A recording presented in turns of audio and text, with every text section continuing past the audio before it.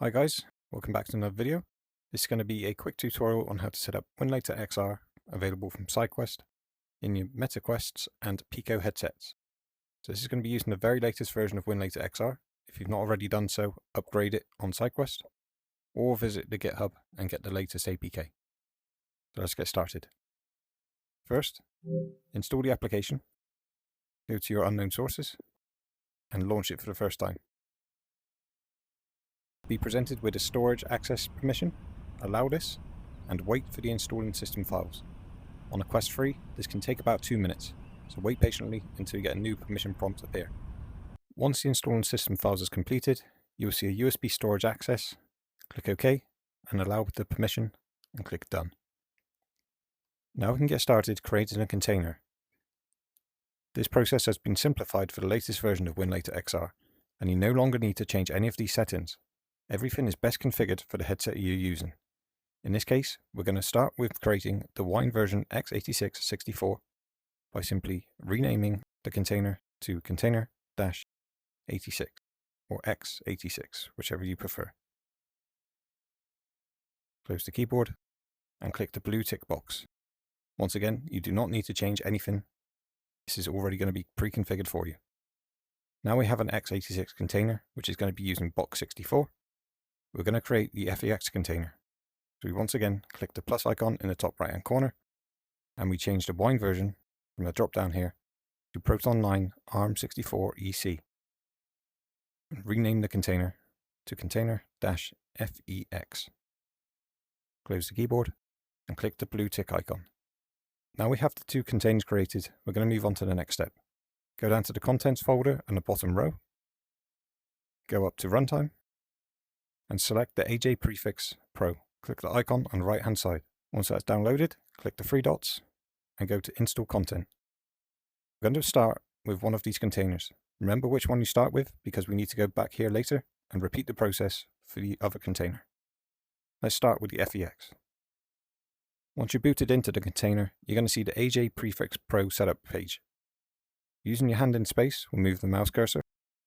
Clicking the main trigger is going to be a left click. From here, we want to select Install AJ Prefix Pro and click Execute.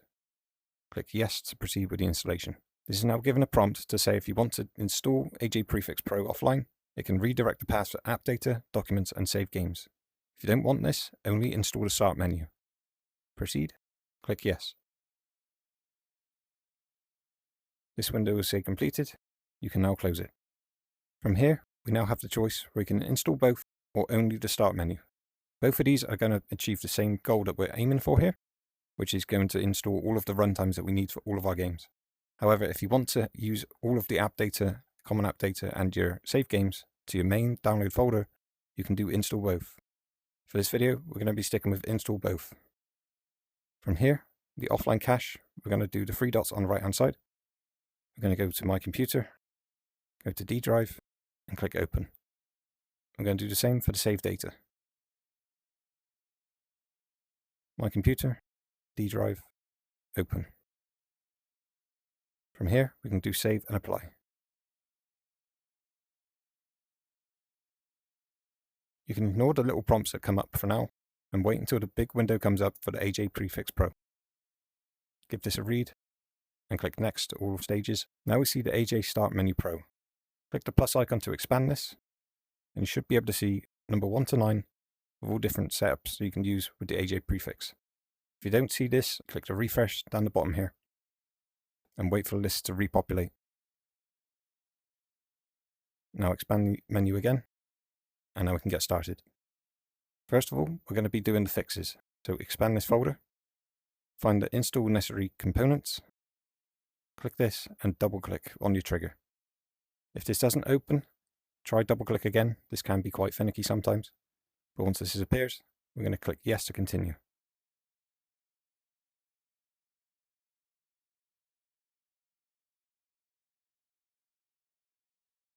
When it's finished, click OK again, and OK again. Now we're going to do OpenAL. This is for older games. However, it just makes sense to install this in your container ready, just in case you do come across a game that requires it. Once again, double click on the Install OpenAL and wait for the process to finish. Click OK. OK again. And we're going to be doing the Wine Mono and Net Framework custom version, oldest to latest. Double click. Select what it comes up with automatically and click Apply Version. Click OK. Now the window will say press any key to continue. Now we're going to click in the right thumbstick to bring up the WinLatorXR menu. We can use the right thumbstick to navigate across and click the trigger to go to keyboard. This will spawn an on-screen keyboard.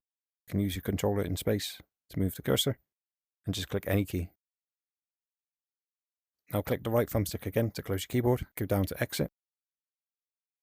Once you're done, you'll be returned to the contents page where you'll have to repeat the steps, choosing the runtime and installing contents for the other container. Now we can sign in to all of the stores available. For Steam, I personally recommend signing in with the QR code, using your mobile phone to scan the QR code through the lenses. Once you've signed into the game store, wait patiently for the list to populate until all thumbnails appear. Choose an example game here. If I go to 10 Second Ninja and click Install, now this is installed, we can click Launch for the first time and choose the container to launch to. For now, we're just going to launch it with container FEX. A notification will come up saying it's been added to your shortcuts. Now that the game is launched, I'm going to open the WinlatorXR menu by using the right thumbstick and just briefly cover all the different options you have available here. So under Controller Manager, if you're using a row mouse, you can disable the Use XR controller as mouse. You can also use left-handed mouse mapping if you need to swap this to your left hand. You have a light gun or laser pointer mode for light gun games. And you can still assign all of your Bluetooth gamepads this way in the menu. Under motion controls, you can map the motions to analog joystick and use the controller as wheel. For this game, I won't be doing that, but if you have a racing game, that's a very cool way to play, using motion controls to do your steering. For screen effects, you have multiple different options here, with the recent addition of Enable CAS, Contrast Adaptive Sharpening, which can help the image in headset.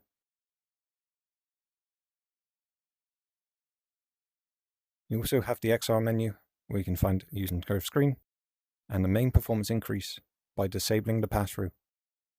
Feel free to continue looking around and experimenting with the options available here, and when you're done, click Exit. As we launch the game into an FEX container, what's going to happen is the shortcut's going to be created for us down the bottom left, and automatically put to 10 Second Ninja container FEX. From here, we can configure the game DXVK version,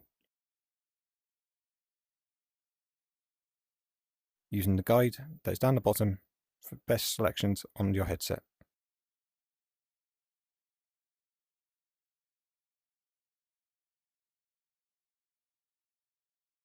To add the same game for a different container, go back to your store, back to Steam, back to your game, and click Launch again. This time, we're going to select the second container. This will also create the shortcut and allow us to play between Box 64 and FEX versions. From the Shortcut tab, we can also access the advanced features of WinlatorXR. Going back into the settings, scrolling down until we see the Open XR mods. Here we can inject Reshade 3D and also inject TrackIR emulation for those games that support TrackIR.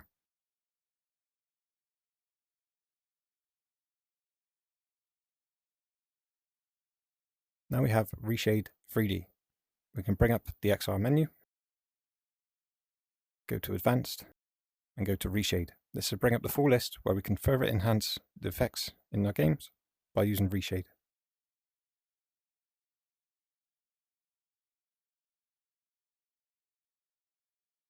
To make this 3D, you can either do the shortcuts on your controllers or go back into the XR menu and enable Map 3D side by side.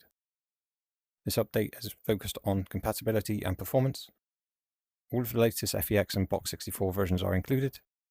The only thing you really need to do is go into your game shortcuts and change the DXVK version to best suit the game you're playing and follow in the guide.